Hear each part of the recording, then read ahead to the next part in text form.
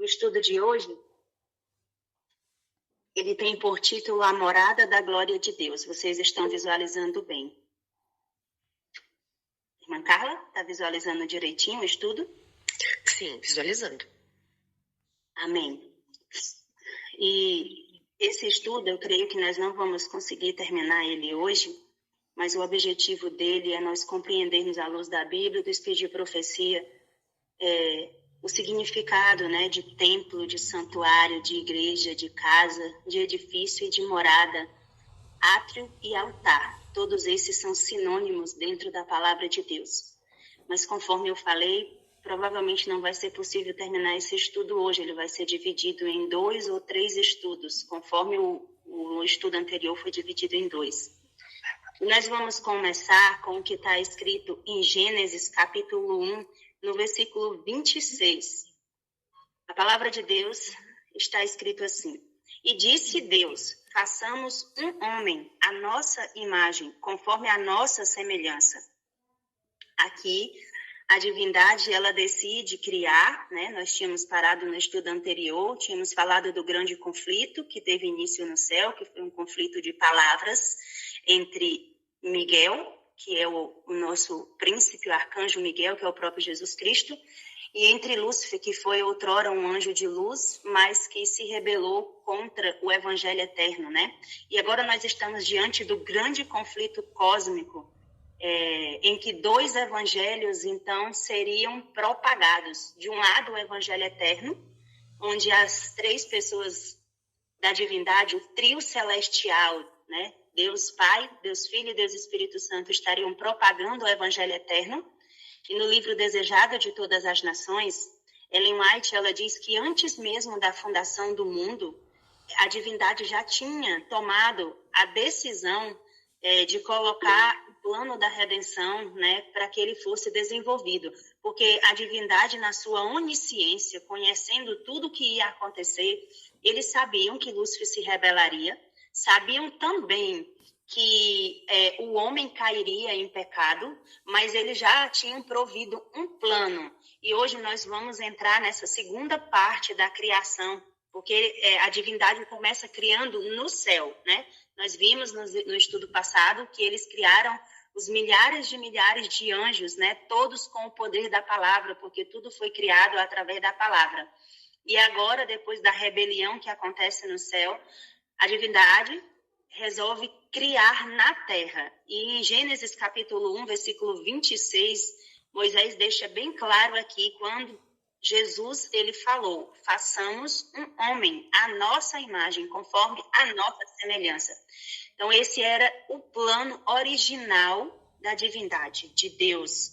Era que o homem fosse feito conforme a imagem e semelhança da divindade, né? E Ellen White, ela vai afirmar, aqui está, nessa citação de Gênesis, capítulo 1, versículo 26, está claramente estabelecida a origem da raça humana. É o relato divino, e o relato divino expõe tão compreensivelmente que não há lugar para conclusões errôneas. Deus criou o homem à sua imagem, e não há aqui mistério. Não há lugar para a suposição de que o homem evoluiu por meio de morosos graus de desenvolvimento das formas inferiores da vida animal ou vegetal. Tal ensino rebaixa a grande obra do Criador ao nível das concepções estreitas terrenas do homem. Embora, para nós adventistas do 7º dia, pareça ser um termo muito familiar de que o homem foi criado à imagem e à semelhança de Deus, nós sabemos que a ciência, ela ensina que os homens, eles são fruto da evolução da espécie, né? A teoria da evolução humana, o darwinismo, que vai nascer justamente ali após Deus enviar ali a reforma protestante, após 1844, a gente sabe que todas essas teorias diabólicas, elas vão ter início, porque quando Deus levanta um povo para pregar a verdade, Satanás também levanta um outro povo para pregar o evangelho mentiroso dele. E é nisso que se configura o grande conflito cósmico. Todo o conflito cósmico, toda a controvérsia das nações, ela está pautada em um discurso argumentativo, em uma guerra de palavras, de ideias. Então, quando os pioneiros adventistas se decepcionaram ali em 1844, e eles levantam o movimento adventista e Deus derrama toda a luz ali dos 3 anjos, em contrapartida, Satanás também derrama a mensagem equivocada dele, né? E é a partir daí que vai nascer o darwinismo, a evolução da espécie, ou a teoria do Big Bang, enfim, de que o homem evoluiu gradativamente, que foi melhorando e se adaptando. Mas a serva do Senhor, ela deixa claríssimo isso, não há margens para qualquer dúvida de que Deus criou o homem à sua imagem e que não há mistérios aqui, não houve espaço de tempo, né? E que ela diz que tal ensino rebaixa a grande obra do Criador. No livro Estudo sobre Fé, dos pastores Jones e Wagner, que foi um dos dois pastores que receberam grande luz em 1888, na mensagem de justiça pela fé, se eu não me engano, no capítulo 2, nos 2 primeiros capítulos ali do livro Estudo sobre Fé, os 2 pastores, eles vão falar que se nós crermos que houve algum espaço de tempo entre o fato de Deus ter falado, de o verbo ter falado, Jesus ter falado ali em Gênesis 1, e as coisas terem vindo à existência, esses pastores, eles nos chamam de evolucionistas, se nós, de repente, começarmos a acreditar que houve um espaço de tempo entre a palavra pronunciada e as coisas surgirem, né? Então, existem ensinos em que eles dizem assim, quando eles pegam Gênesis capítulo 1, vocês prestem bem atenção no que eu vou falar agora para não ser mal compreendido. Algumas religiões ou algumas denominações, elas ensinam assim, que quando está escrito, né, no princípio criou Deus os céus e a terra, porém, estava sem forma e vazia e havia trevas sobre a face do abismo. Eles colocam que a terra já existia, né, mesmo sem forma e vazia, só que eles desconsideram o versículo 1. No princípio, criou Deus os céus e a terra. Então, se nós acreditarmos em qualquer espaço de tempo entre a palavra pronunciada da boca de Deus e as coisas virem à existência instantaneamente, eles nos consideram como evolucionistas, né? E para que nós não sejamos evolucionistas, para que, de fato, a nossa cosmovisão ela seja criacionista, nós precisamos compreender perfeitamente como se deu a criação, nos seus mínimos detalhes, à luz da mensagem da justiça pela fé. Ellen White ela ainda diz assim, que aquele que estabeleceu os mundos estelares nos altos céus e com delicada perícia coloriu as flores do campo, aquele que encheu a terra e os céus com as maravilhas de seu poder, vindo a coroar sua obra gloriosa, a fim de pôr em seu meio alguém para ser o governador da linda terra, não deixou de criar um ser digno das mãos que lhe deram vida. A genealogia de nossa raça, conforme é dada pela inspiração, remonta sua origem. Não há uma linhagem de micóbrios, moluscos e quadrúpedes que se desenvolveram. Não, queridos, mas ao grande Criador, posto que, formado do pó, Adão era filho de Deus, conforme o evangelista Lucas, no capítulo 3, no versículo 38, descreve. Parece que é um estudo desnecessário, né? Porque todo adventista sabe que nós fomos criados, né? A partir da imagem e semelhança de Deus, do pó da terra, e que Deus soprou em nossas narinas o fôlego de vida. Mas eu queria propor essa madrugada, né, essa manhã, que nós estudássemos de uma maneira como crianças, porque o Senhor Deus disse que quem não for como uma criancinha não entrará no reino dos céus. Então, que a nossa atitude com relação a esse estudo não seja uma atitude de eu já sei disso, eu já conheço essa história desde que eu me tornei adventista, mas que a gente tenha uma atitude de que eu preciso compreender exatamente o que significa ser criado à imagem e semelhança de Deus e o que significa ter a origem vir do pó da terra, ter sido formado do pó da terra. Então, Ellen White conclui dizendo que o homem deveria ter a imagem de Deus, tanto na aparência física exterior, como no caráter. Esse era o plano original da divindade, né? Das 3 pessoas da divindade. Ele era santo e feliz, tendo a imagem de Deus e estando em perfeita obediência à vontade de Deus, ou seja, ao evangelho de Deus. Esse aqui era o plano original de Deus. Ellen White, ela afirma que ao sair o homem das mãos do Criador, era de elevada estatura e perfeita simetria. O rosto dele trazia a rubra coloração da saúde, resplendia com a luz da vida e com a alegria. A altura de Adão era muito maior do que os homens que hoje habitam na terra. Eva era um pouco menor em estatura, contudo as suas formas eram nobres e cheias de beleza. Esse casal que não tinha pecados não fazia uso de vestes artificiais. Eu quero que vocês guardem essa informação, porque nós vamos usar ela mais adiante. Esse casal, eles não tinham pecados e eles não faziam uso de vestes artificiais, né? Então, eles estavam revestidos de uma cobertura de luz e glória.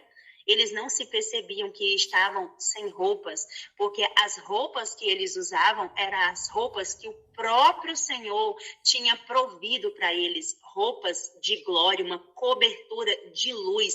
Eles estavam cheios da glória de Deus, tal como a usam os anjos. Enquanto viveram em obediência às palavras de Deus, né, a Deus, essas vestes de glória e de luz continuou a envolvê-los. Esse aqui, irmãos, era o plano original da salvação. Foi para isso que Deus criou o homem. Deus criou o homem não só à sua imagem e semelhança, mas para que o homem refletisse perfeitamente a glória do seu Criador. O homem era um espelho que refletia o caráter da divindade. Mas essas vestes de glória, nós vamos entender hoje como que elas foram perdidas e como que dentro desse plano original da salvação, Deus deseja restaurar dentro dos seus filhos, dentro da igreja remanescente, dentro do povo que vai guardar os mandamentos de Deus e vai ter o testemunho de Jesus, que é a fé de Jesus. Como que Deus planeja restaurar essas vestes de glória em nós? Ainda no livro de Gênesis, Moisés, no capítulo 2, no versículo 7, ele vai trazer para nós como que o homem, então, foi criado. Está escrito assim, todos nós conhecemos bem, mas vamos estudar hoje cada palavra desse versículo. E o Senhor Deus formou o homem do pó da terra. De onde que o homem foi formado? Do pó da terra. Barro, terra, né? E soprou em suas narinas o sopro da vida. O boneco que foi ali criado pela palavra de Deus, que foi formado, ele não tinha vida, ele não tinha órgãos que funcionavam dentro dele, ele não tinha movimentos, ele era só um boneco de barro. Né? Hoje, se uma criança for brincar com barrinho, com lama, ela vai fazer um boneco e aquele boneco vai ser só um boneco de barro. Ele não fala, ele não anda, ele não sente, ele não se move, porque ele não tem conteúdo. E é isso que nós precisamos entender nesse estudo de hoje, que esse ser que foi formado do pó da terra pela palavra de Deus, ele não tinha conteúdo, ele era só um boneco de barro, sem nenhum conteúdo, sem vida, sem fôlego. Mas Moisés, na parte B do versículo, porque o versículo ele é dividido aqui em 3 partes, né? Ele diz que soprou nas suas narinas o sopro da vida. Que tipo de sopro da vida Moisés está aqui falando? O que significa esse sopro? O que quer dizer quando a divindade soprou nas narinas o sopro da vida, e o homem se tornou alma vivente. Como eu falei anteriormente, todos nós conhecemos muito bem esse versículo de Gênesis, mas será que nós compreendemos exatamente o que Deus quer revelar para nós através dessa afirmação? E aqui fica a pergunta que nós precisamos tirar desse versículo bíblico. O que é o sopro da vida? O que significa? Será que Jesus se abaixou e soprou vento dentro das narinas de Adão? Porque essa é a visão que por muito tempo tem sido alimentada entre o povo de Deus, né?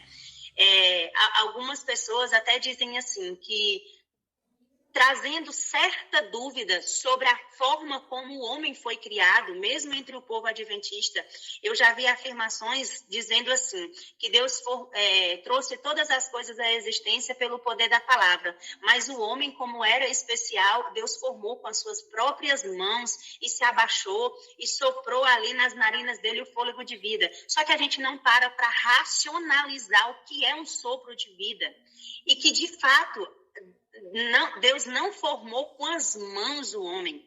Toda a criação, ela é pautada pela palavra, né? Quando você vê Paulo lá em Hebreus, ele fala que tudo que existe veio à existência pelo poder da palavra, e não há outra forma pela qual Deus traz as coisas à existência, a não ser pelo poder da palavra. Mas vamos ver o que o salmista revela sobre o que constitui este sopro da vida. Em Salmos 33, dos versículos 6 a 9, o salmista ele diz assim: os céus, por sua palavra, se formaram. Então, todos os céus foram trazidos à existência pelo poder da palavra de Jesus, pelo verbo. E pelo sopro de sua boca, o exército deles. Agora eu faço um questionamento. Se o sopro de Jesus fosse algo como que soprar um vento nas narinas do homem, como que ele sopraria então, dentro do que o salmista está dizendo aqui, os céus por sua palavra se fizerem pelo sopro de sua boca? Como que ele ia soprar os céus?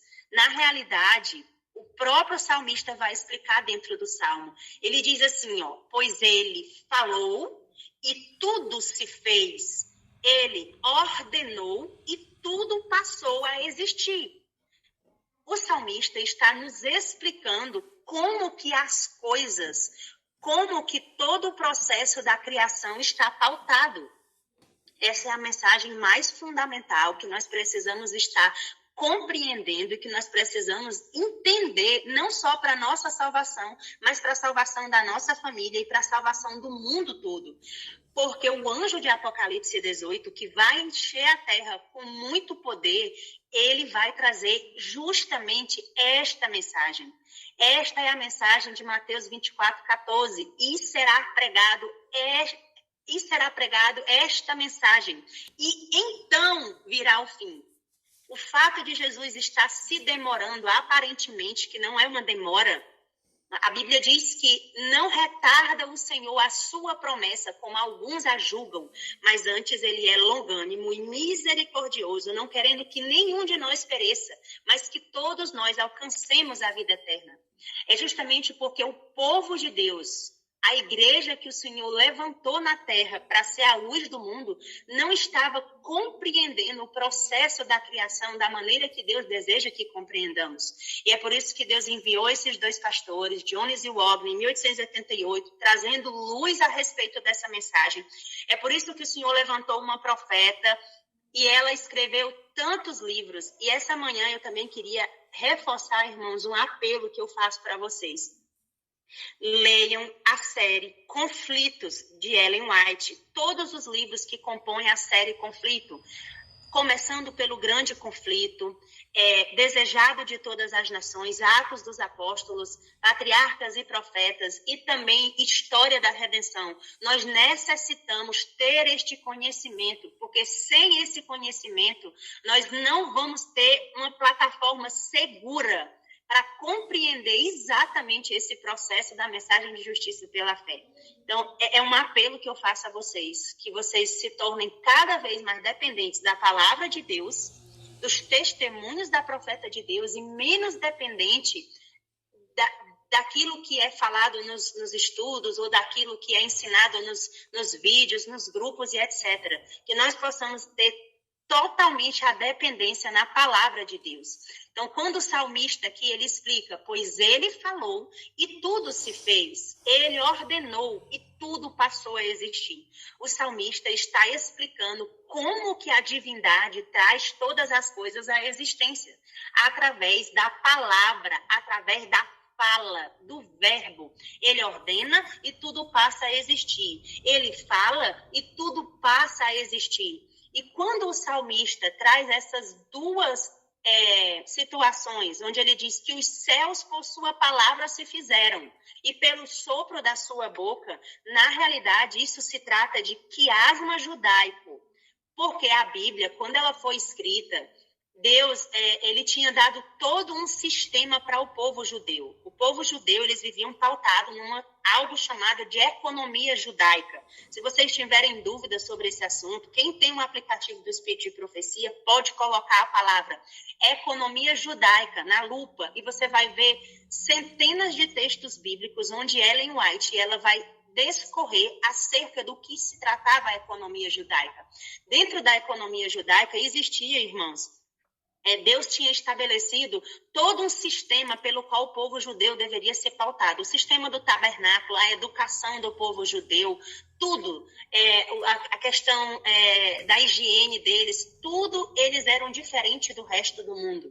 E até a forma de escrever que Deus inspirou ali os seus profetas, Deus pautou dentro de uma poesia judaica. Então, se você pesquisar mesmo no Google o que é poesia judaica, o que é quiasma, você vai ver que é a repetição e ampliação de uma situação. Por que Deus fazia isso? Porque Deus, ele é um professor, ele é o maior professor que já existiu na face da terra.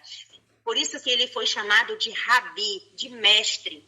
Como que ele ensinava as pessoas quando ele esteve aqui na Terra? Ele ensinava usando o método de parábolas e o método de explicar, ampliar, né? Ele repetia e ampliava as mesmas coisas o tempo todo. Se você observar toda a Bíblia, todo o Novo Testamento, principalmente, ele tem muitas parábolas, né? Então, um terço do que Jesus ensinou quando ele esteve aqui na Terra foi pelo ensino de parábolas. E você vai ver isso no livro Parábolas de Jesus. Ellen White vai trazer essa afirmação, que um terço de tudo que Jesus ensinou foi através de parábolas. Por que ele fazia isso? Porque ele queria prender a atenção das pessoas e porque ele tinha paciência de ensinar todos os tipos de públicos, desde os leigos aos intelectos, aos agricultores, às donas de casas, todos eles conseguiam perceber e conseguiam entender a linguagem de Jesus. Então, essa linguagem que o salmista usa e que vários outros profetas bíblicos vai usar, é uma linguagem que usa poesia judaica. O que o salmista faz aqui é repetir e ampliar o mesmo conceito para que nós possamos compreender. Então, quando ele diz, os céus por sua palavra se fizeram, e aí ele repete, pelo sopro da sua boca, ele está ampliando, ele está repetindo e ampliando a mesma coisa que ele disse no primeiro verso, só que de maneira diferente, para atingir públicos diferentes. E aí ele continua ampliando e ele continua repetindo. Ele falou e tudo se fez. Ele ordenou e tudo passou a existir. Falar, ordenar, soprar, todos são sinônimos, né? Então, quando o salmista diz isso, ele está explicando que em Gênesis 2, verso 7, quando Moisés afirma que o Senhor Deus formou o homem do pó da terra, ele está dizendo que foi pela palavra. Deus, a divindade, o verbo, chamou o homem à existência do pó da terra, aquela terra que Deus tinha feito também no processo da criação, que a gente vai ver ali que dentro dos 6 dias, Deus vai chamar a luz à existência, depois Deus vai chamar a porção seca, depois Deus vai criar os firmamentos, tudo pelo poder da palavra. E finalmente ele vai criar no 6º dia ali, para coroar toda a criação, o homem, que seria aquilo que ia representar a glória de Deus, né? Feito à imagem e semelhança de Deus. E quando Moisés afirma que soprou nas suas narinas o sopro de vida, Moisés está na realidade dizendo que Deus falou nas narinas do homem. Ele falou, Deus começou a falar e todos os órgãos foram formados e todos os sistemas vieram à existência. E Ellen White, ela vai afirmar isso no livro Ciência do Bom Viver. Ela diz que quando Deus começou a falar, ele trouxe à existência todos os órgãos, o sistema respiratório, o sistema de circulação, o sistema urinário, enfim, todos os sistemas do corpo, as células, os órgãos, os tecidos, eles foram criados pelo poder da palavra de Deus. Não foi o sopro de Deus, simboliza a palavra de Deus. Deus ia falando e todas as coisas iam criando forma dentro do homem. Nós precisamos compreender isso, porque senão a gente vai ter uma noção distorcida do que é o sopro da boca de Deus. Que nós possamos, se hoje o estudo ficar só nisso, que nós possamos sair daqui com a certeza de que o sopro de Deus é a mesma coisa que a palavra de Deus.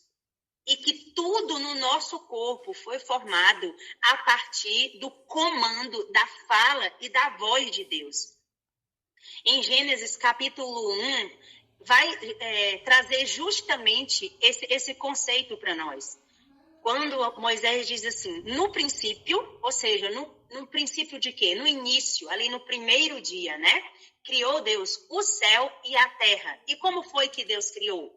Deus criou pelo poder da palavra. Então, não existia nada. Quando, no versículo 2, Moisés diz que a terra era sem forma e vazia, de fato, é porque Deus já tinha trazido esta terra sem forma e vazia à existência. Ali no princípio, quando ele cria pelo poder da palavra. E aí ele diz assim, a terra que era sem forma e vazia, e havia o quê? Havia trevas sobre a face do abismo, e o Espírito de Deus se movia sobre a face das águas. E disse Deus, perceba que agora o verbo dizer, e disse Deus, haja luz, e houve luz. A partir do momento que a divindade fala, ele traz à existência as coisas que não existiam. Porque o modo pelo qual Deus opera é a palavra. E aqui, embora pareça algo muito óbvio, nós precisamos nos deter nesta afirmação de que o Espírito de Deus se movia sobre a face das águas. O Espírito de Deus se movia sobre a face das águas, mas ele não trazia nada à existência. Porque o que traz as coisas à existência é a fala. É quando Moisés diz, e disse Deus. Então, o que nós precisamos entender? Que o Espírito Santo, irmãos, apesar dele ter um papel fundamental na conversão das pessoas, né? A palavra de Deus diz que ele vai nos convencer da justiça, da verdade e do juízo. Mas ele não pode criar em nós o que não existe. O que cria em nós é justamente a palavra de Deus. E é por isso que nós precisamos compreender essa mensagem. E é por isso que eu estou sendo tão repetitiva e estou demorando tanto nesses primeiros versículos. Algo que parece que nós já conhecemos desde que entramos na igreja, mas que, na verdade, nós perdemos a essência dessas informações. E nós precisamos nos deter realmente nesse conceito de que o Espírito Santo de Deus, apesar de ter o papel de nos convencer da verdade, da justiça e do juízo, ele não cria em nós nada. Quem cria é a palavra. Então aqui a gente vê isso bem claro, que ele se move, mas não traz nada à existência. O modo pelo qual Deus opera, o modo pelo qual Deus realiza, o modo pelo qual a divindade traz as coisas à existência é pela palavra. Quando Deus disse, quando o verbo falou, haja luz, então houve luz. E eu coloquei isso bem claro aqui e eu vou repetir para que fique esse conceito bem estabelecido na nossa memória hoje. O meio pelo qual a divindade traz as coisas à existência é pela palavra. Todas as coisas são criadas pelo verbo. E o que é verbo? Palavra. Verbo é a palavra. Enquanto o Espírito apenas se movia na face das águas, nada era criado. Mas quando o sopro saiu da boca da divindade de Deus, as coisas surgem. Amém por isso. A divindade opera pelo verbo, pela palavra. Então, nós temos um Deus criador. O trio celestial opera através da palavra. E nós sabemos, Paulo, ele nos revela em Hebreus 2, verso 7, tu o fizeste um pouco menor do que os anjos. Tu o coroaste de glória e de honra, e o puseste sobre as obras de tuas mãos.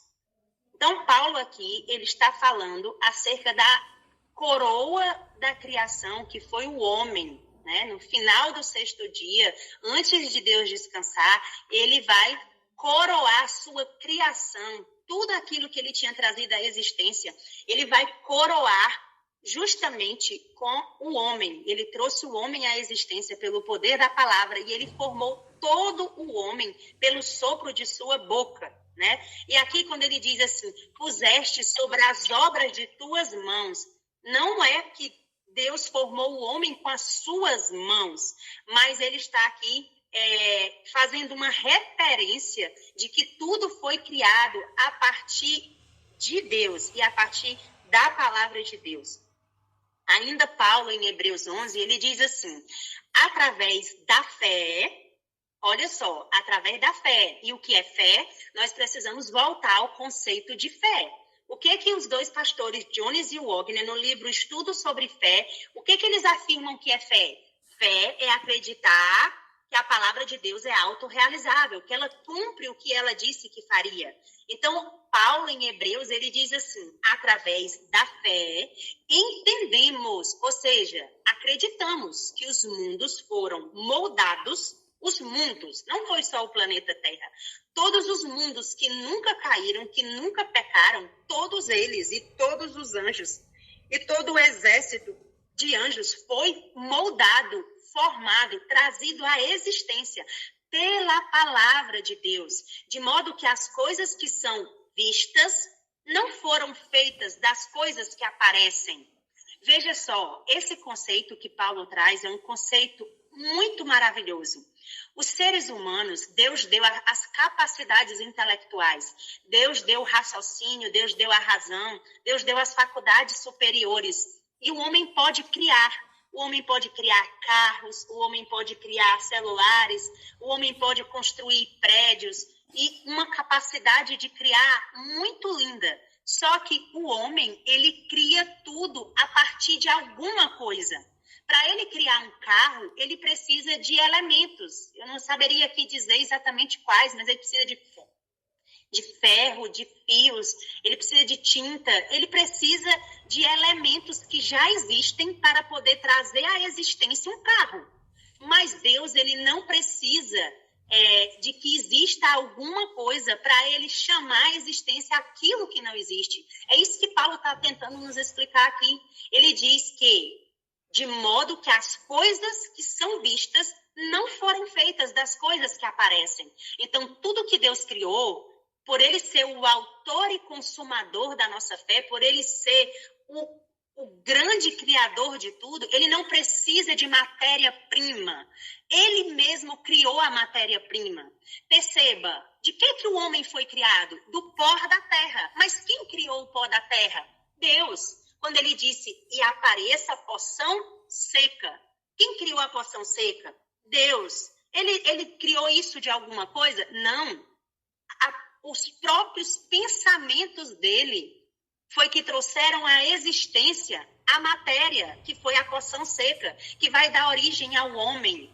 E Deus poderia ter criado tudo, irmãos, e isso é algo muito importante que nós precisamos compreender hoje aqui, que tudo que existe poderia ter sido criado simplesmente pela força do pensamento de Deus. Deus simplesmente poderia ter pensado e todas as coisas poderiam ter vindo à existência.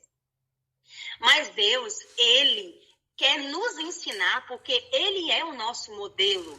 Então, Ele queria que nós compreendêssemos o modo como que as coisas são trazidas à existência.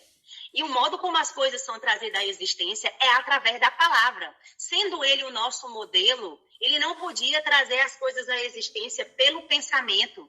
Por isso que Ele vai falando e vai criando e as coisas vão tomando forma. E Ele não precisa de nada para formar. O homem precisa de matéria-prima para fazer uma mesa. Ele precisa da madeira, ele precisa cortar a árvore. Deus não. Deus fala e as coisas passam a existir a partir do nada. É isso que Paulo está nos exortando essa manhã. As coisas que são vistas, elas não foram feitas das coisas que aparecem, certo? E aqui eu coloquei uma oração que isso foi algo que o Espírito de Deus me impressionou quando eu estava fazendo esse estudo. E eu fui colocando isso aqui e eu vou ler para que nós possamos compreender o que é Deus e o que nós somos, né? E eu coloquei assim, que não há vida fora de Jesus, ou seja, fora da palavra. Jesus disse o quê? Sem mim, nada podeis fazer, ou seja, sem a palavra. Nós somos obra da criação.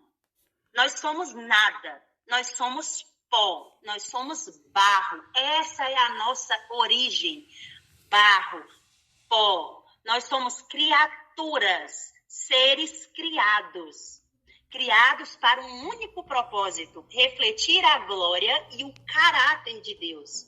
Cada coisa criada, ela foi sendo preenchida com outras coisas criadas pela palavra de Deus. Perceba, em Gênesis 1 diz que a terra era sem forma e vazia. O que a terra era? Sem forma e vazia. Deus preencheu aquela terra que era sem forma e vazia com a luz. O verbo disse, haja luz, e houve luz. E a terra, as trevas foram dissipadas com a luz que saiu da boca da divindade. Quando o verbo falou, quando Jesus falou, haja luz, todas as trevas que havia na face do abismo foram dissipadas e houve luz. Então, Deus foi preenchendo as coisas. Depois ele criou o firmamento, os céus, e os céus estavam vazios. Mas a palavra dele criou seres, os enxames de seres que voam para ocupar o firmamento. Ele também chamou à existência os astros, o sol, os luzeiros maior para governar o dia, o luzeiro menor para governar a noite, a lua, as estrelas, todo o sistema solar veio à existência através da palavra de Deus. Ele ia criando espaços e preenchendo espaços. E eu quero que vocês guardem esse conceito. Deus cria espaços para preencher espaços. Então, ele criou a terra sem forma e vazia. E agora ele preenche com a luz, através da palavra. Depois ele criou o firmamento dos céus, que estava também vazio. Só que ele criou os astros, o sol, a lua e as estrelas. E todos os enxames de seres viventes que voam para encher o firmamento dos céus. Depois ele criou os mares, os oceanos. Ele separou a porção seca.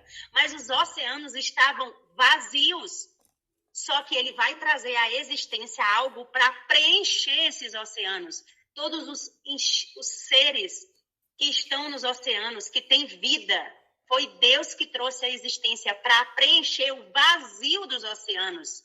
Todos os seres marinhos que nós não podemos computar. Até hoje a ciência nunca conseguiu descobrir exatamente quantos seres existem, mas é uma diversidade, pluralidade e uma quantidade imensa de seres marinhos que povoam, são enxames de seres que povoam os mares.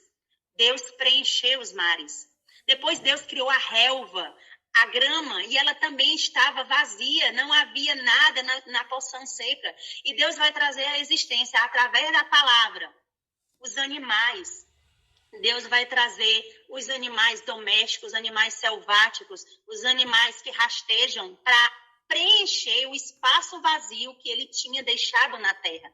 Perceba que tudo que Deus criou vazio, o objetivo dele era preencher depois. Então, cada coisa criada foi sendo preenchida com outras coisas criadas através da palavra de Deus. Mas o ser humano, esse que foi criado a partir do pó da terra, a partir do barro, da matéria que o próprio Deus tinha trazido à existência pelo poder da sua palavra, o ser humano foi preenchido com aquilo que havia de mais importante. O ser humano foi preenchido com a própria glória de Deus, com a plenitude do verbo Jesus. É por isso que nós vimos o texto anterior que diz que eles estavam cobertos com vestes de justiça. Essas vestes de justiça, elas apontam para a glória de Deus. Essa foi a forma que Deus preencheu o ser humano. O ser humano sem forma e vazio, oco, era só o pó da terra, só um boneco de barro, sem vida, sem existência, sem função. Mas Deus sopra em suas narinas o fôlego de vida. E Deus traz à existência aquilo de mais importante na sua criação. O ser humano foi preenchido com a própria glória de Deus, com a palavra, com o verbo. O sopro de Deus simboliza toda palavra que sai da boca de Deus, com a plenitude do verbo que é Jesus. Irmãos, nós somos paredes, nós somos espelhos, nós somos vazios, ocos, nós somos uma casca, nós somos uma embalagem sem conteúdo. No livro Desejado de Todas as Nações, bem no início, antes do capítulo 1, você vai encontrar uma afirmação que todo ser humano, seja ele quem for, ele procura a razão da sua existência. Toda a humanidade está em busca de algo que eles não sabem exatamente o que é. Mas existe um vazio dentro de cada ser humano do tamanho da plenitude da glória de Deus. Olha que coisa maravilhosa. Por que nós estamos vendo centenas e milhares de pessoas depressivas, tristes, tirando a própria vida, pessoas cometendo suicídio? Porque essas pessoas estão destituídas da glória de Deus, da palavra de Deus. Elas almejam algo. Assim como o salmista diz, como a corça suspira pelas correntes das águas, assim por ti, ó Deus, suspira a minha alma. É exatamente disso que nós estamos destituídos, da palavra criadora de Deus. E enquanto nós não formos preenchidos com essa palavra, nós vamos continuar nos sentindo vazios, ocos. Nós vamos continuar sendo como um boneco de barro, sem vida. A palavra de Deus diz que ainda que vivam, mas eles não têm vida neles mesmos, sem existência, sem propósito, sem sentido. Cada ser criado manifesta a necessidade de ser preenchido com o verbo da eternidade. Existe um espaço a ser preenchido do tamanho da mente de Deus, dentro de cada mente, dentro de cada alma, dentro de cada ser. Não temos vida, nós não temos vida em nós mesmos, até que o fôlego de vida seja soprado dentro de nós. Ninguém poderá subsistir sem o sopro do fôlego da vida, que é a palavra do Criador, o verbo Jesus. Sem essa palavra, ninguém poderá contemplar a face de Deus. É por isso que o salmista pergunta, quem subsistirá? Somente aqueles que estiverem completamente cheios. Cheios de quê, irmãos? Cheios da glória de Deus, cheios da palavra de Deus, cheios do maná do céu. Por que nós precisamos estar com os nossos potes, com a boca para cima, cheios? Se nós fomos feitos do pó da terra, se nós somos barro, nós somos esses potes de barro, destituídos. Não há nada de bom em nós. Por mais que nós nos esforcemos, por mais que nós sejamos fiéis e devolvamos os nossos dízimos, e por mais que nós tenhamos uma carreira de cristianismo, estejamos com cargos na igreja, fazendo trabalho missionário, tudo isso, o salmista diz que é tudo vaidade, né? Salomão fala, é tudo vaidade. Nós precisamos estar cheios, fôlego de vida, da palavra do Criador, do Verbo, porque sem isso ninguém subsistirá em pé. Mas eu queria fazer uma pergunta. Qual era o propósito de Deus? Qual era o propósito de Deus no plano original da criação? Qual era o objetivo e qual método ele usava para encher aquele boneco de barro de palavras, para encher aquele boneco da glória do Criador? Ellen White, no livro Educação, ela vai trazer a seguinte afirmação. Ela diz assim: a mente humana é colocada em comunhão com a mente divina. O finito com o infinito. O efeito de tal comunhão sobre o corpo e o espírito e alma está além de toda estimativa.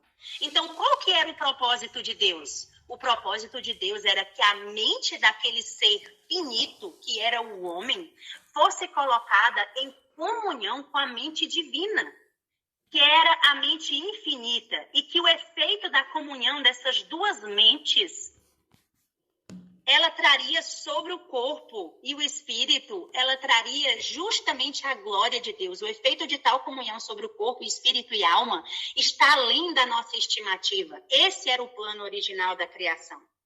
O plano original da criação consistia em unir a nossa mente à mente de Cristo. E eu quero que vocês guardem bem essa informação, porque esse continua sendo o plano de Deus para o remanescente agora nos últimos dias. Ele diz assim: encontra-se nesta comunhão. Que comunhão? A comunhão de unir a mente de um ser elevado e infinito com a mente de um ser inferior, que somos nós, que é finita. Ele diz que encontra-se nessa comunhão a mais elevada educação. É o próprio método de Deus para o desenvolvimento. Une-te, pois, a ele. Está escrito em Jó 22, 21. Como é que nós vamos nos unir a ele, com E maiúsculo, a divindade, a Jesus Cristo, ao Verbo, à palavra? Esta é sua mensagem à humanidade. Essa é, irmãos, verdadeiramente a mensagem de justiça pela fé. No plano original da criação, Deus queria unir a mente do ser criado, de Adão ali, a mente do Criador do universo. E essa comunhão de mentes, ela traria felicidade, sentido para as nossas vidas. O método esboçado nessas palavras foi o seguido na educação do pai de nossa raça. Era assim que Deus instruía a Adão quando se achava no Santo Éden, na glória da sua varonilidade impecável. Era desta maneira que Deus, todos os dias, e nós vamos ver o texto, em seu interesse em prol de seus filhos, o nosso Pai Celestial dirigia pessoalmente sua educação. Como que Deus se dirigia, irmãos? Pessoalmente, todos os dias, pela manhã e na viração do dia, o Senhor comunicava face a face na presença daqueles seres que ele tinha criado, a sua imagem e semelhança. Ele comunicava o quê? Palavras. Ele comunicava o evangelho eterno. Ele enchia os seres de palavras e eles ficavam cheios da glória de Deus.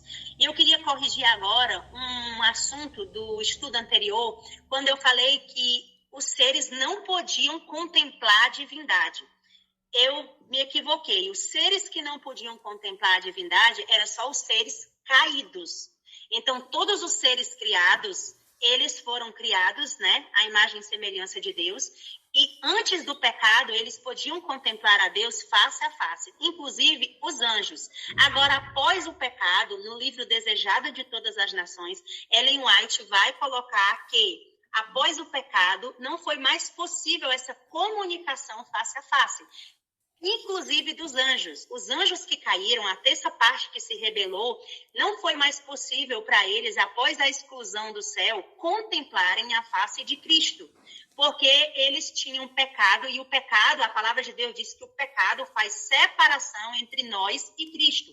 Então, é justamente por isso que não foi mais possível eles suportarem, né? E é por isso que a gente vai ver nas manifestações onde Miguel aparece para Moisés na sarça ardente.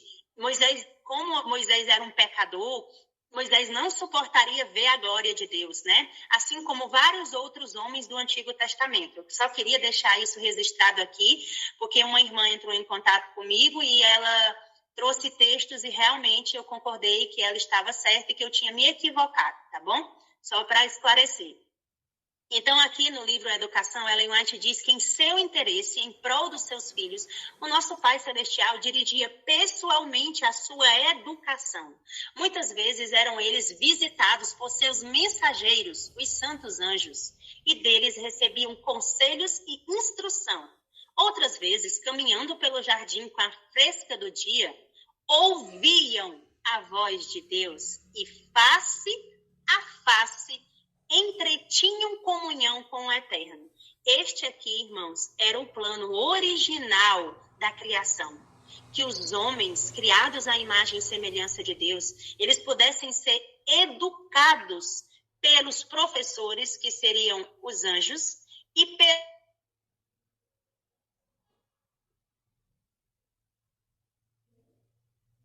manhã a gente vê isso aqui, e na viração de cada dia eles eram visitados. Teve um corte na sua voz, se você puder repetir a última frase, por favor. Certo, só um minutinho. Então, o plano original da criação era que o próprio Deus pudesse ser o professor dos homens, que ele pudesse visitá-los face a face. É isso que Ellen White está falando aqui, ó, que eles ouviriam a voz de Deus face a face, eles contemplariam a face do Criador, eles testemunhariam e eles iam ser cheios das palavras, cheios do Evangelho eterno. E essa era a forma como eles receberiam as vestes de glória e permaneceriam imaculados e sem pecado. E os anjos, eles eram os professores, né? Nós estudamos aqui no estudo anterior sobre um pouco do ministério dos anjos, um pouco sobre essa obra também da criação, que Deus trouxe à existência também através da palavra, que foram as categorias de anjos. Ellen White diz que aquela comunhão com seu Criador face a face, toda íntima, era o teu alto privilégio, era o seu alto privilégio. Irmãos, imagina receber a visita de Deus, a visita da divindade de Jesus Cristo, do Verbo, manhã após manhã, contemplar a face de Deus. Houvessem eles permitido, né? Houvessem eles permanecidos fiéis a Deus, e tudo isso teria sido seu para sempre. Esse era o plano original de Deus, era perpetuar. Assim como nos outros mundos, nunca ninguém viu pecado, nunca ninguém fez uso de vestes artificiais, como a gente viu no início aqui do estudo. Todos os outros mundos que não caíram, que não acreditaram na conversa de Satanás, eles fazem uso de vestes de glória, vestes de justiça. Nenhum dos outros seres criados usam roupas artificiais. Nós precisamos usar saias, vestidos, blusas. Nós precisamos fazer uso de vestes artificiais. Mas os seres dos outros mundos, eles estão revestidos e vestidos da glória da presença do Eterno, porque eles recebem diariamente a visita de anjos e do próprio Jesus, que os visita, e da própria divindade, que transmite para eles a glória, as palavras, o verbo. Então, através dos séculos infindáveis, teria eles continuado a obter novos tesouros de conhecimentos e a descobrir novas fontes de felicidade e alcançar a concepção cada vez mais clara da sabedoria, do poder e do amor de Deus. mais e mais amplamente teria ele cumprido o objetivo de sua criação. Mais e mais teria ele refletido a glória do Criador. Mas, infelizmente, nós sabemos que não foi isso que aconteceu. Irmão, só um minutinho que eu vou abrir aqui a porta para minha filha. Oi. 6h20. Desculpa, irmãos. Então, aqui, Ellen White, ela diz assim, que os nossos primeiros pais, se bem que criados inocentes e santos, eles não foram colocados fora da possibilidade de praticar o mal. Atentem para isso. No estudo anterior, nós estudamos, que Deus criou seres livres e que ele deu o livre-arbítrio, ou seja, a livre expressão da consciência. Ele não criou robô que não tem poder de decisão.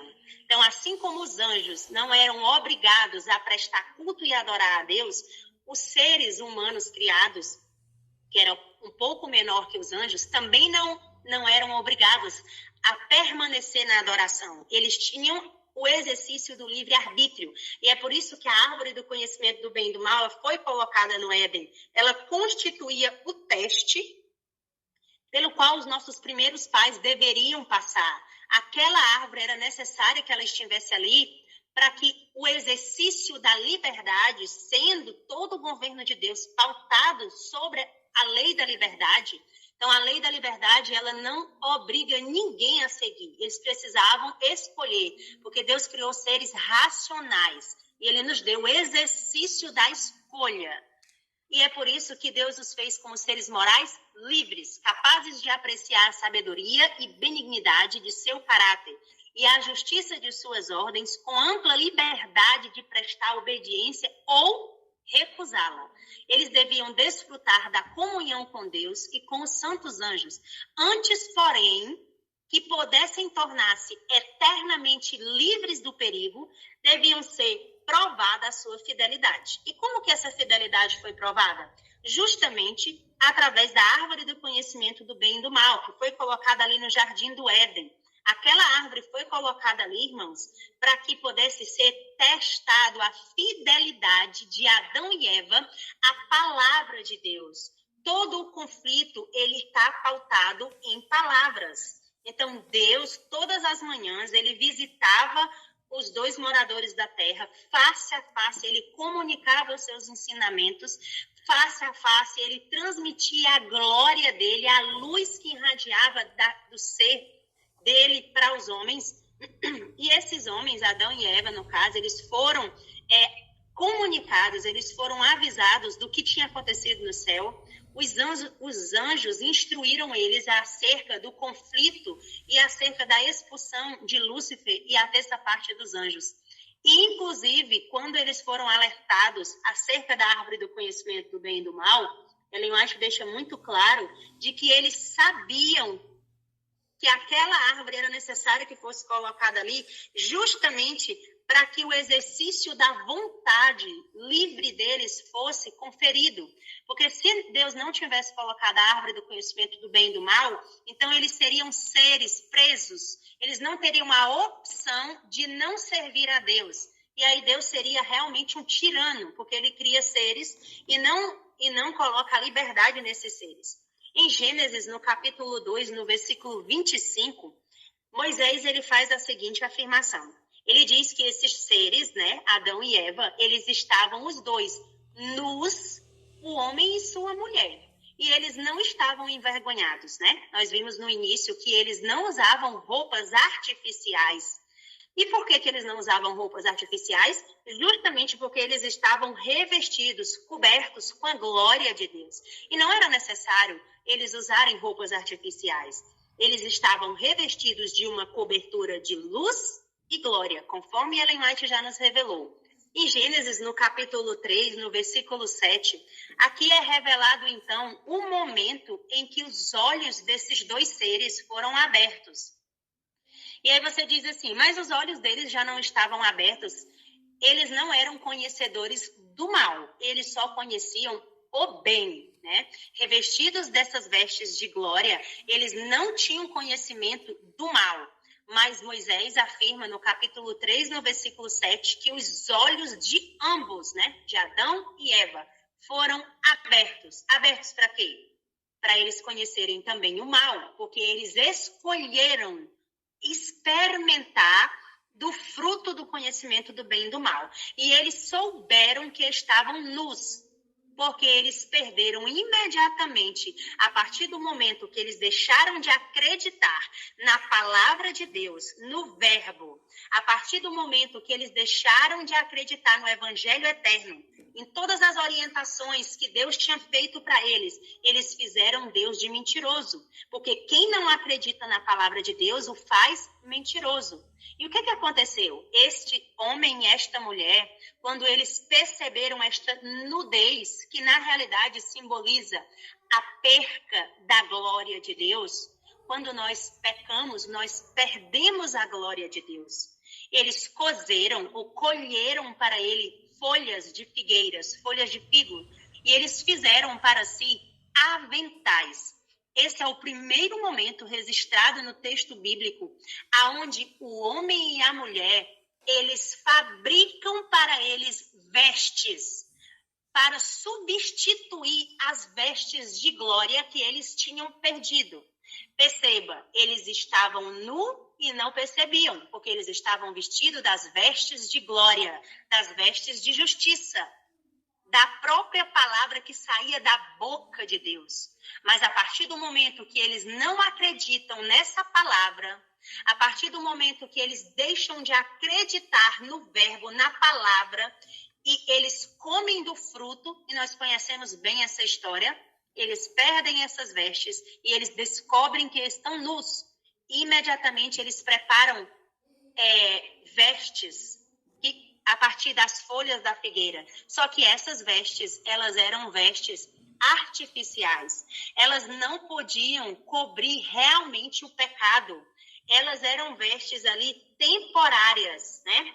É tanto que, após eles pegarem essas folhas de figueira, que rapidamente ia se decompor, porque até então, antes disso acontecer, nunca uma folha tinha caído de uma árvore.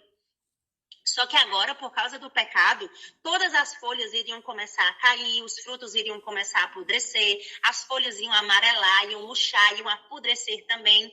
Então, Deus explicou para eles que não era possível que eles pudessem cobrir a nudez deles, o vazio de alma que eles tinham, apenas com aquelas vestes artificiais. E o que é que o homem tem feito hoje?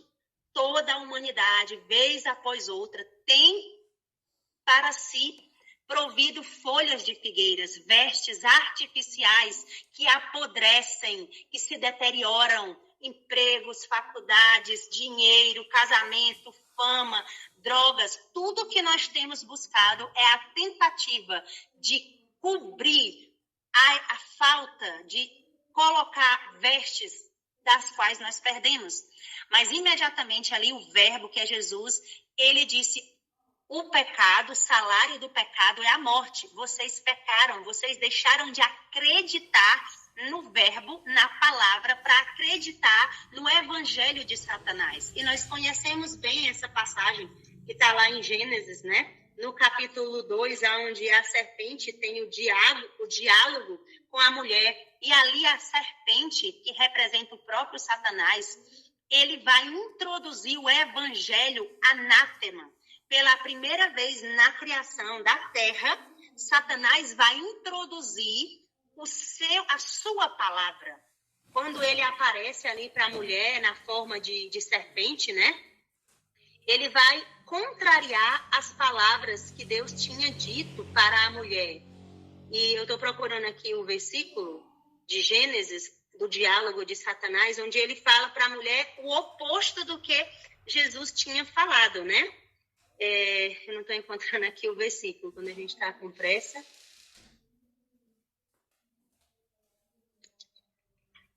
Só um minutinho, irmãos. Justamente no capítulo 3, eu estava procurando no capítulo 2, por isso não estava encontrando, onde fala da queda do homem, né?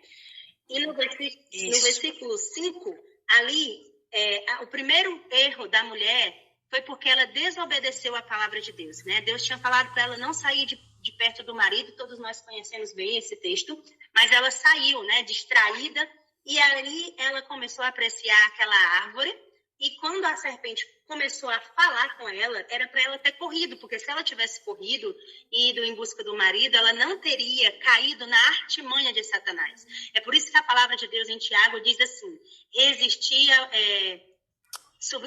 submetei-vos a Deus e resisti ao diabo. O que é submeter a Deus? Submeter a Deus é justamente ouvir a palavra de Deus, se submeter à palavra de Deus. E aí só depois de se submeter à palavra de Deus, nós teremos força e poder para resistir ao diabo e ele fugirá de nós. Quando a serpente começou a falar com a mulher, se ela tivesse lembrado da palavra de Jesus, do verbo que visitava ela todas as manhãs, ela teria fugido, porque ela primeiro ia lembrar que nenhum animal falava, que Deus não tinha criado animais falantes. Só por isso já era para ela ter corrido ali da presença da serpente. Mas ela permitiu se demorar ali naquele diálogo, né? Nós não podemos dialogar com o inimigo, nós temos que fugir da presença do inimigo, Amém. Se sujeitar à palavra de Deus. Então, no versículo 4 do capítulo 3 de Gênesis, Satanás prega o evangelho anátema. E ele diz assim, então a serpente disse à mulher, é certo que não morrerás. Quando Satanás ele fala isso, né, ele vai introduzir aqui uma mensagem que ela vai ser a principal mensagem que vai estar envolvida agora nos últimos eventos finais, que é a mensagem da imortalidade da alma, onde Satanás faz com que as religiões vão se converter, né, as religiões vão se juntar para pregar tanto o protestantismo apostatado, quanto o espiritualismo, né, o espiritismo, e toda a besta vai estar reunida para ensinar essa teoria diabólica que foi a primeira vez proferida aqui no Éden, né, sobre a imortalidade da alma. Mas nós aprendemos desde o início do estudo de que a nossa alma ela é mortal, de que nós somos mortais na realidade. Porque só existe vida em nós porque Deus transmite essa vida através da palavra. E a partir do momento que nós deixamos de crer nesta palavra, nós perdemos esta vida. E nós passamos, então, a ser imortais. E é por isso que Adão e Eva eles foram expulsos do jardim do Éden, justamente para que eles não continuassem comendo do fruto da árvore da vida e não tornassem o pecado imortal, né? Por isso que foi colocado ali os anjos, e eles foram expulsos. E tudo mais. Então, o que levou Eva a perder as vestes de glória? É a primeira pergunta que nós devemos fazer, né? E em qual palavra Eva creu? Ou seja, em qual palavra Eva acreditou? Quem Eva fez mentiroso? E o que a levou à queda? Nós precisamos, então, racionalizar essas perguntas. Ellen White diz assim, Eva creu realmente nas palavras de Satanás. Olha que coisa terrível. A primeira mulher, né, que refletia a glória de Deus, ela creu, ela acreditou nas palavras de Satanás. E ela fez quem de mentiroso? Quando você acredita nas palavras de Satanás, você faz Deus mentiroso, porque é isso que está escrito na Bíblia, né? Quando nós não acreditamos na palavra de Deus, nós fazemos ele mentiroso. Então, Eva fez Deus de mentiroso. E o que foi que levou Eva à queda? Mas a sua crença não a salvou da pena do pecado. Ou seja, ela acreditou nas palavras de Satanás, mas isso fez com que ela perdesse as vestes de glória e que ela sentisse na pele o resultado do pecado. Apesar que ela não morreu imediatamente, nem Eva nem Adão, mas nós sabemos que quando eles cozeram aquelas folhas de figueira para cobrir a nudez deles, aquelas vestes artificiais, imediatamente Jesus Cristo os procurou, eles se esconderam, porque a primeira atitude de quem peca é se esconder da presença de Deus, e a primeira atitude de Deus é procurar o pecador, porque Deus está constantemente nos atraindo para Ele. E Ele perguntou, né, para eles onde era que eles estavam. E eles falaram, perguntou quem tinha dito para eles que eles estavam nus, porque eles não sabiam, né? E aí Jesus ele vai então transmitir, comunicar. Essa é a palavra. Lembra que eles tinham a justiça imputada, quando Deus criou eles, Deus imputou a palavra, a justiça neles, mas eles perderam essa justiça. E agora Deus precisava comunicar essa justiça para eles. E como foi que Jesus comunicou? Ele disse, vocês pecaram, e o salário do pecado é a morte. Por um só homem entrou o pecado no mundo, e agora a morte vai passar a todos. As folhas vão começar a cair, os frutos vão começar a apodrecer, e vocês vão deteriorar, e vai começar a haver conflitos em toda a terra por causa de que vocês deixaram de crer na palavra de Deus para acreditar na palavra de Satanás. Mas eu já sabia disso e eu já tinha previsto isso. Como eu não podia interferir na escolha de vocês, eu tenho um plano, que é o plano da redenção, que é o conserto eterno, que é o evangelho eterno. Eu mesmo vou vir, eu mesmo vou me esvaziar, eu mesmo vou assumir a carne do pecado agora que vocês pecaram e eu vou resgatar a humanidade. Mas antes que isso aconteça, eu vou preparar para vocês um símbolo do que Cristo vai fazer por vocês. Vocês vão precisar trazer um cordeiro sem defeito, sem mancha, e vocês vão precisar sacrificar. E Adão ali, pela primeira vez, o sangue escorreu na terra, ele sacrificou um cordeirinho inocente, né, que ele estava constantemente se relacionando com os animais. Adão tinha colocado o nome em todos os animais, então ele tinha um carinho especial pelos animais. Ele que tinha colocado o nome naquele cordeirinho, e agora ele precisava sacrificar, porque ele precisava entender as consequências do pecado. E quando ele puxou aquele cutelo e matou aquele cordeiro, ele entendeu o que ele tinha realmente feito, que eles tinham deixado de acreditar na palavra de Deus e que isso era que tinha feito com que eles perdessem as vestes de glória. Aquilo era o conserto que Deus estaria fazendo com a humanidade. Deus prometeu que aquele cordeirinho, sem nenhuma mácula, sem nenhum defeito, que estava ali derramando seu sangue inocente, ele apontava e simbolizava para Cristo, Cordeiro de Deus, que tiraria o pecado do mundo, e que mais tarde João vai apresentar esse Cordeiro, né? Ele vai dizer, eis o Cordeiro de Deus, o verdadeiro Cordeiro de Deus, que tira o pecado do mundo. João Batista vai falar assim a respeito de Jesus no seu batismo, mas João também, o profeta, quando ele vai se referir a Jesus, ele, no capítulo 1 do Evangelho de João, ele vai apresentar Jesus de uma maneira que nenhum dos outros evangelhos apresenta. Nós sabemos que os 4 evangelhos eles estão discorrendo acerca do mesmo assunto, do ministério de Jesus, mas o único entre eles que vai falar com mais profundidade, que vai falar com mais propriedade, é justamente o Evangelho segundo João, no capítulo 1, no versículo 1, quando João descreve a existência de Deus antes mesmo ali do ventre de Maria. Ele vai falar assim, no princípio era o verbo. E o que é verbo? Palavra. Ele está dizendo que no princípio era a palavra. E o verbo estava com Deus, ou seja, a palavra estava com Deus. E o verbo era Deus. Ele estava no princípio com Deus. Todas as coisas foram feitas por intermédio dele, e sem ele nada do que foi feito se fez. A vida estava nele. A vida está onde, irmãos? A vida está na palavra. E fora da palavra não há vida. É por isso que aquele cordeiro teve que morrer. Porque eles saíram da palavra. Eles deixaram de acreditar no verbo, na palavra. E agora eles iriam sentir o peso de não acreditar na palavra, no verbo, para acreditar em um evangelho anátema, mentiroso. E aqui Ellen White fala exatamente isso, que ele descreu das palavras de Deus, e isto foi o que levou à queda no juízo. Aí aqui ela está falando agora do futuro. Ela diz que no juízo os homens não serão condenados porque conscienciosamente creram na mentira. Não, esse não será o motivo pelo qual seremos julgados.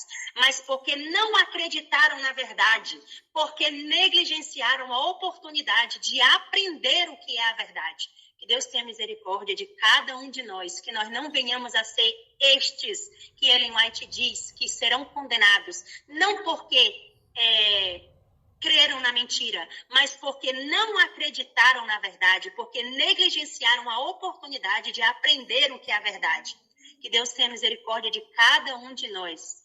Justamente aqui no Evangelho, em Gênesis 3, 8 e 9, né? Eles ouviram a voz do Senhor Deus, andando pelo jardim no frescor do dia. E Adão e sua mulher se esconderam da presença do Senhor Deus. Já falei sobre isso, né? Entre as árvores do jardim. E o Senhor Deus chamou Adão e lhe disse: onde tu estás? Porque esta é a atitude de Deus para com o pecador. Ele está insistentemente atraindo o pecador para ele, porque ele abomina o pecado, mas ele ama o pecador. E ele vai atrás do pecador, porque a palavra de Deus disse que ele deixou 99 ovelhas no aprisco, que nunca tinham se extraviado, e veio em busca de uma única ovelha que tinha se extraviado. E esta ovelha é o nosso planeta, somos nós, sou eu e vocês, quando nós nos extraviamos do evangelho eterno, quando nós deixamos de ouvir a voz de Deus, o assim diz o Senhor, quando nós passamos a desacreditar e a fazer Deus de mentiroso, ele nos atrai o tempo todo para ele. Em Mensagens Escolhidas, Ellen White diz assim: não tivesse Adão e Eva desobedecido ao seu Criador, tivessem eles permanecido no caminho da perfeita retidão, poderiam ter conhecido e compreendido a Deus. Mas quando ouviram a voz do tentador, atente para isso, ouviram a voz do tentador e pecaram contra Deus. A luz das vestes da inocência celestial se afastou deles e, separados das vestes da inocência, aconchegaram a si as negras vestes da ignorância a respeito de Deus. Irmãos, nós estamos vivendo em um momento em que toda a humanidade está coberta de negras vestes de ignorância a respeito de Deus. Deus levantou um povo, Deus levantou uma nação, irmãos. Os adventistas do sétimo dia, nação santa, sacerdócio real, povo adquirido do pecado.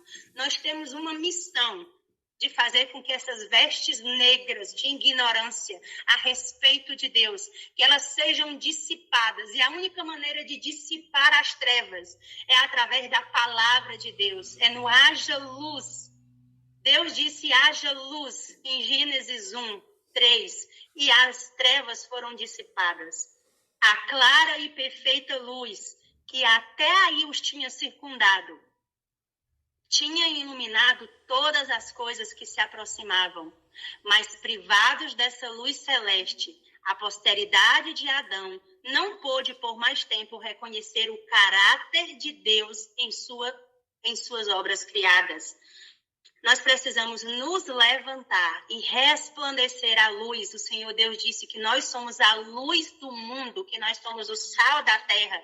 E nós precisamos receber essa palavra na nossa vida, acreditando e resplandecer, porque a luz, irmãos, ela já vem nascendo entre as nações. E esta luz é o verbo, é a palavra, é o próprio Cristo vivendo na nossa mente. Aqui, contudo, as vossas iniquidades têm feito separação entre vós e o vosso Deus, ou seja, os nossos pecados. E os vossos pecados têm escondido a face dele de vós. Assim, ele não ouvirá. Isaías, no capítulo 59, ele fala qual que é o problema, por que a humanidade inteira, e até o povo de Deus, e até os adventistas do sétimo dia, que foram levantados para ser a luz das nações, estão vivendo em trevas, justamente porque os pecados, as iniquidades, todos os pecados da carne que Paulo descreve lá em Gálatas capítulo 5, e eu não me canso de repetir, porque nós precisamos vencer esses pecados. A inveja, o ciúme, as dissensões, as facções, glutonaria, tudo isso tem, irmãos, nos impedido de receber e de ser esta luz para as nações, porque estes pecados, eles é que fazem separação entre a face de Deus, da nossa face. É isso que tem nos impedido de receber as vestes de glória e de justiça.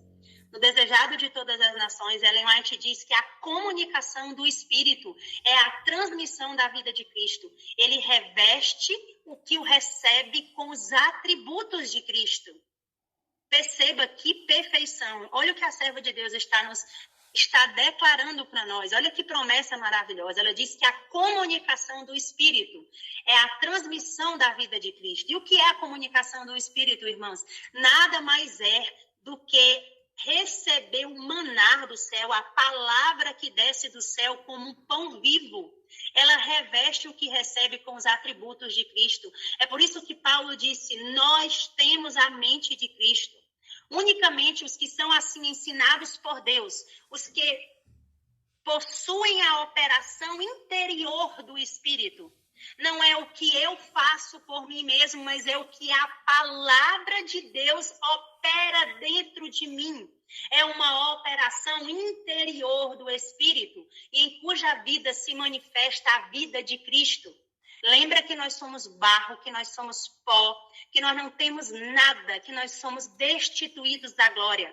Devem se colocar como homens representativos para servir em favor da igreja. Deus espera que esta operação interior do Espírito, ela surja dentro de nós, através da palavra, através do verbo. Qual é o princípio da vida eterna? Qual é o princípio?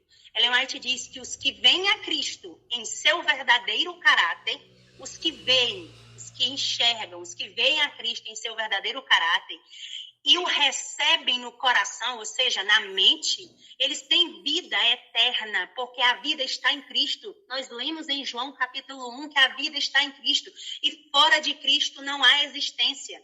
E por meio do Espírito que Cristo habita em nós, é por meio do Espírito que Cristo habita em nós. Lembre-se que a palavra diz que a letra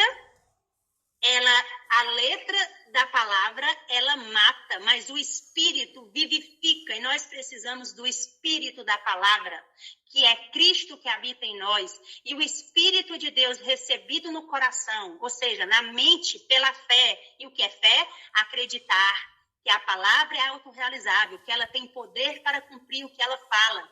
É o princípio da vida eterna.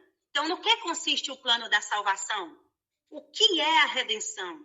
O que é o conserto eterno? O que é graça e qual é o objetivo da vida? Ellen White diz que pela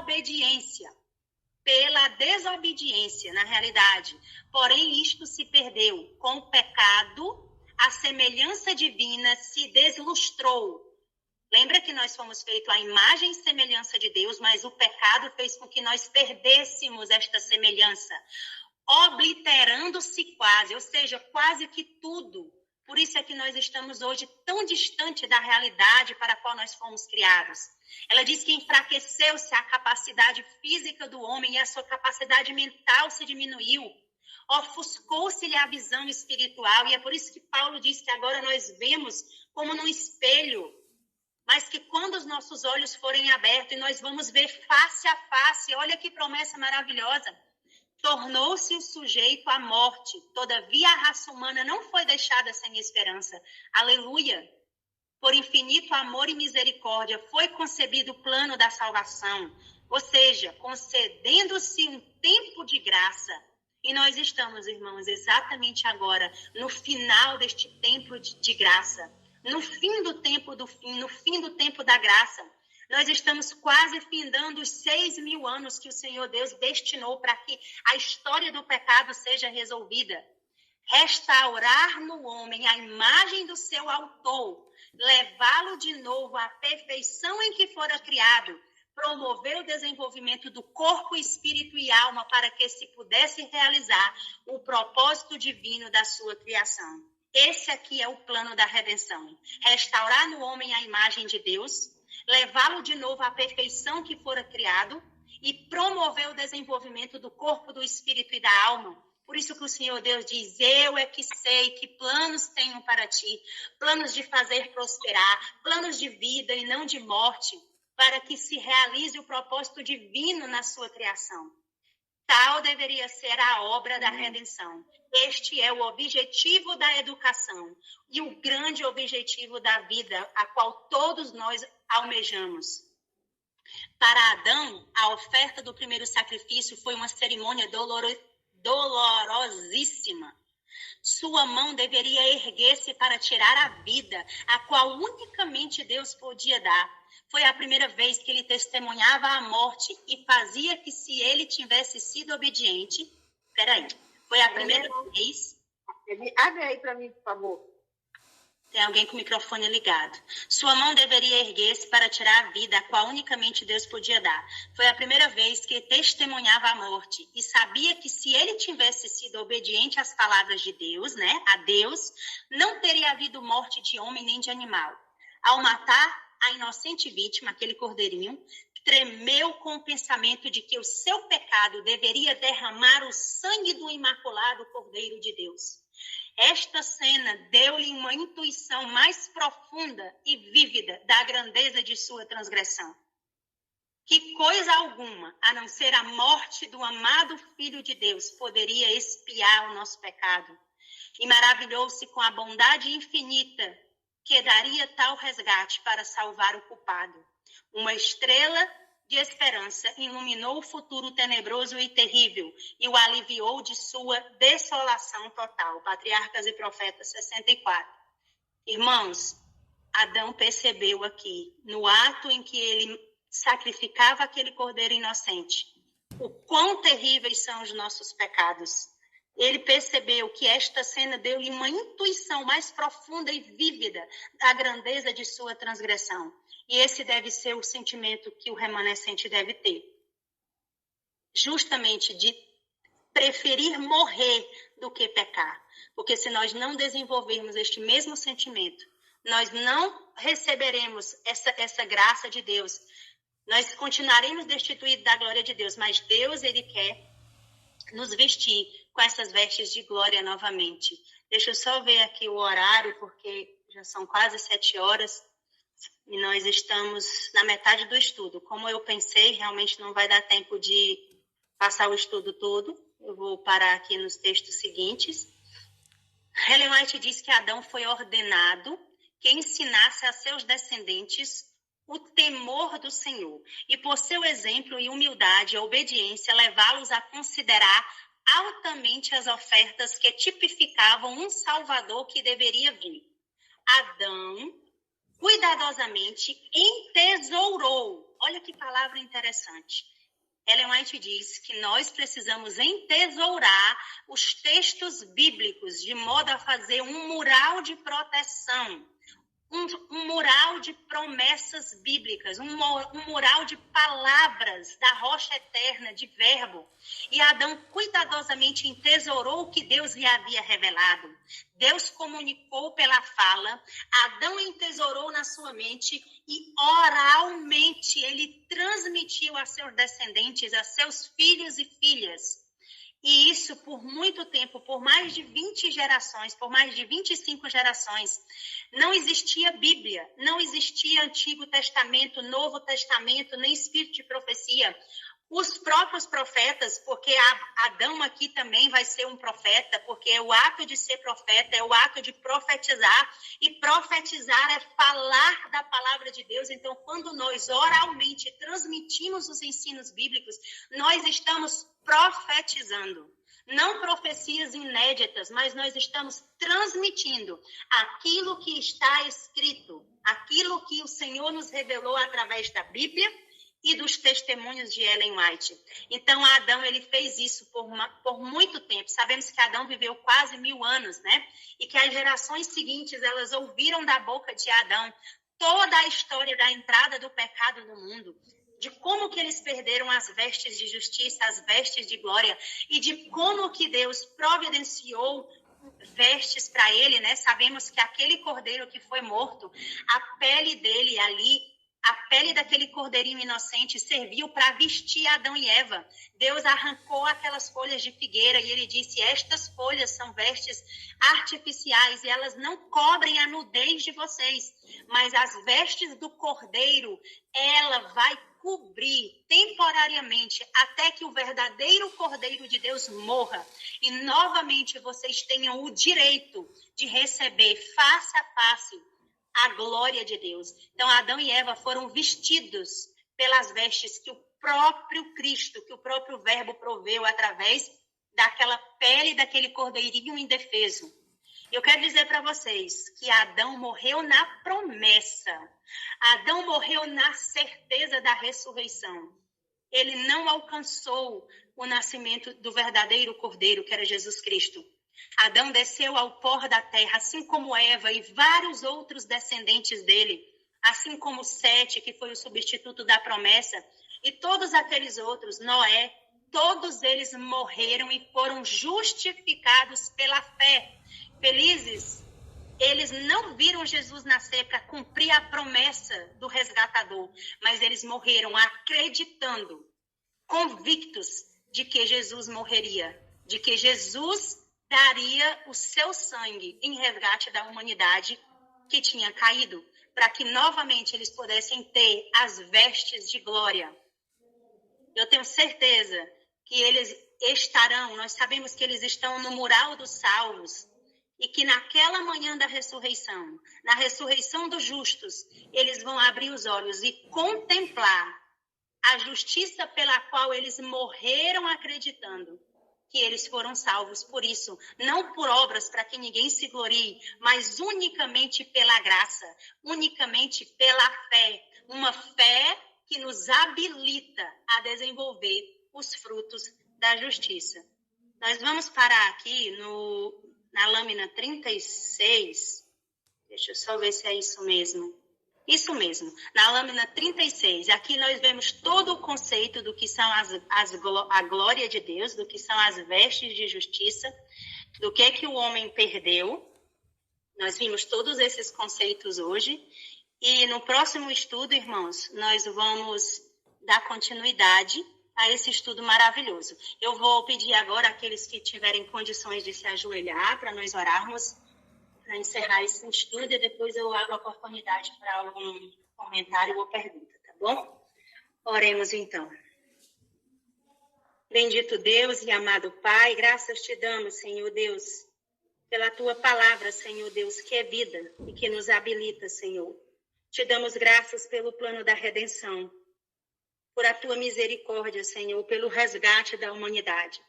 Te agradecemos porque nós pertencemos a ti duas vezes, Senhor, por criação e por redenção. Nós somos teus, Senhor, como Paulo falou, que vivamos ou morramos, somos teus, Senhor. Aceita, Senhor Deus, a nossa adoração, mesmo frágil e debilitada como possa ser, Pai. Transforma para que ela possa, Senhor Deus, chegar ao terceiro céu. Recebe, Senhor Deus, a nossa súplica esta manhã, Pai. Ajuda-nos, Senhor Deus, a enchermos da tua glória, da tua palavra, Senhor Deus, a encher os nossos potes, Senhor, da tua palavra e transmitir, Senhor, oralmente para as outras pessoas o verbo que é Jesus. O mundo, Senhor Deus, encontra-se em trevas e o Senhor espera que a tua nação, a nação que o Senhor levantou, os adventistas do sétimo dia, Pai, este povo se levante e resplandeça, porque o Senhor já vem raiando, Senhor Deus, e o Senhor espera que a tua palavra, que o conhecimento da glória de Deus encha toda a terra, conforme está escrito em Apocalipse 18, Pai. Que o anjo de Apocalipse 18 seja derramado e ilumine toda a terra com tua glória, Pai. Nós queremos fazer parte deste alto clamor que vai encher toda a terra do conhecimento de quem é Jesus, de quem é a palavra, de quem é o verbo, Pai. Ajuda-nos, Senhor Deus, a confessar diante de Ti os nossos pecados, Senhor Deus, as nossas transgressões que têm feito separação entre nós e o Senhor. Ajuda-nos a perdoarmos mutuamente uns aos outros, Pai, e a abandonar tudo aquilo que tem nos impedido de receber o selamento, a convicção da Tua palavra em nossas mentes, Pai.